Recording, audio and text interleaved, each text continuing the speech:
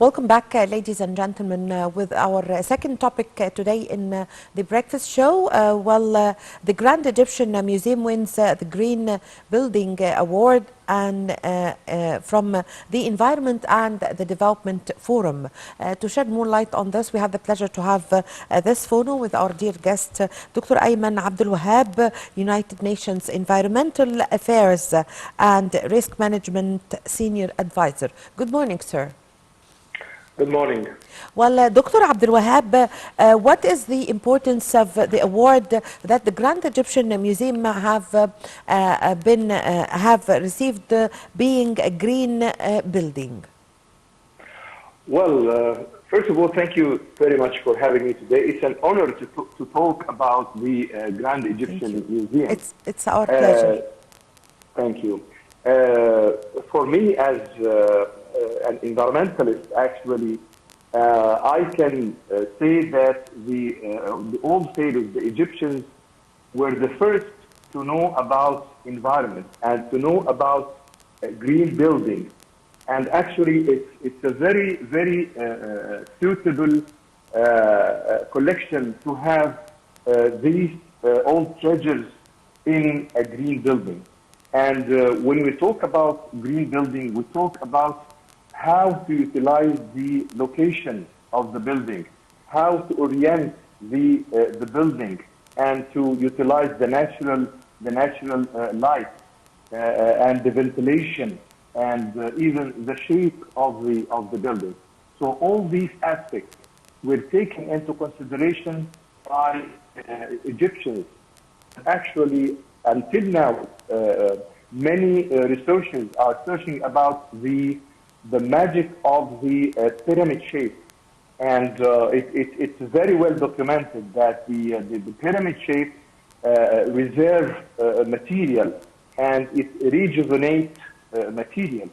So I'm very glad that we have this priceless collection of Egyptian history in a modern building that resonance with the Egyptian times. Actually, until now, many researchers are trying to find the secrets behind the genius architecture of pharaohs, how they built the huge temples, how they created the huge statues.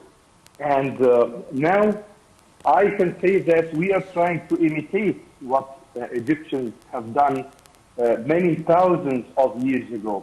To have this great building on a million square meters land, it's almost as big as a stadium, and it cost about $1 billion.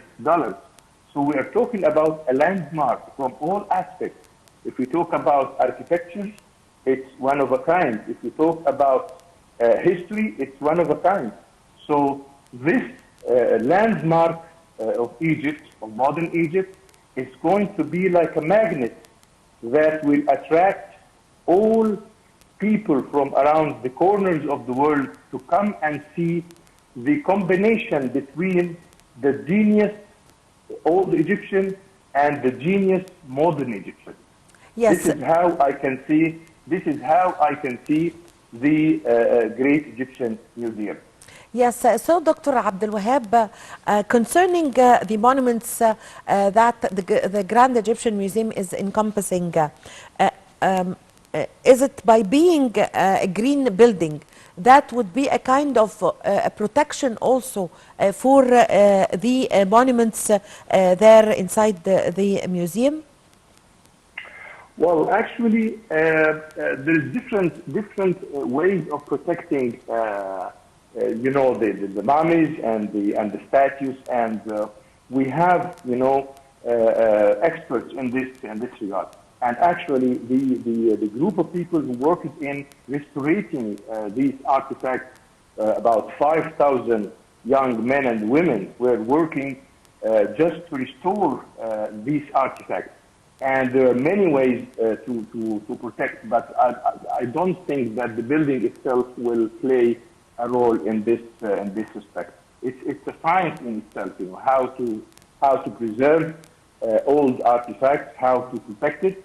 It's a science in itself. And actually, we are trying to learn from all the Egyptians how they preserved, you know, these mummies, these thousands of years, and they look great until now.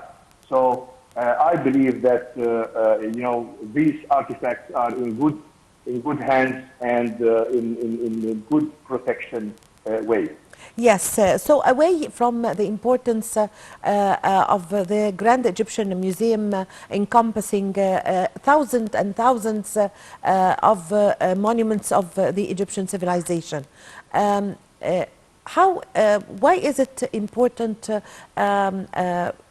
have a green building in the number of projects that the state is implementing in these days or in these years? How important is this step concerning the buildings or the projects that the state is implementing by the directives of President Abdel Fattah al-Sisi, to have all the projects that are being implemented since President Abdel Fattah al-Sisi came to office, some of them to be green buildings?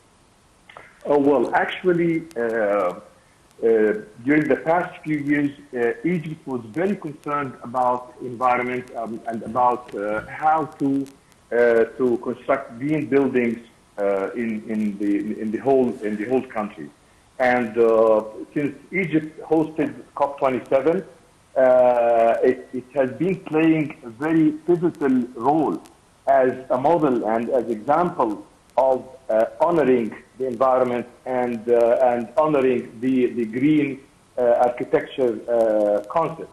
And President Abdel Fattah al-Sisi gave clear directions that we have to set an example to the African continent, to the Middle East, and to the entire world, that although we are not one of the big polluters, we contribute to the very minimal amount of carbon dioxide emissions, but we are concerned about green buildings, about the environment, about protecting our environment and our earth, because this earth, you know, the environment does not stop, or the environmental degradation does not stop on political borders.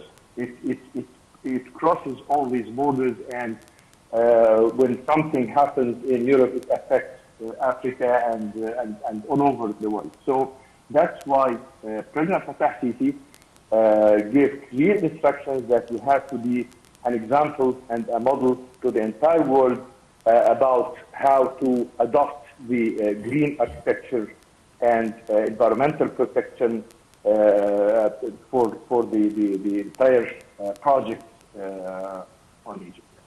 Yes, Doctor, making or building the Grand Egyptian Museum as a green building or an environment friendly place, what does this show of the mentality and the culture of the Egyptians in front of the whole world, where Egypt is the first civilization in the whole world, that in Egypt everything have started in the whole world? What does this show about the Egyptians nowadays, being the grandsons of the ancient Egyptians? What does this show of the admiration of the whole world to Egypt?